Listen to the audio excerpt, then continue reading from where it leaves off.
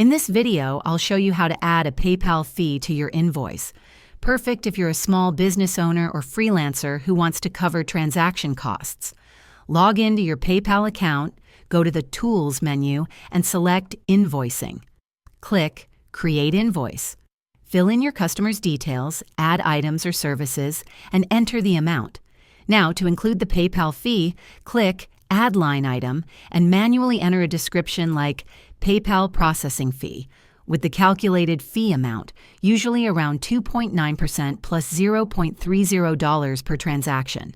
You can also set up a custom tax or discount field to apply the fee automatically if you send many invoices. Review everything, then send the invoice. Your client will see the breakdown, including the added fee. This helps ensure you're not losing money on transaction fees when getting paid through PayPal.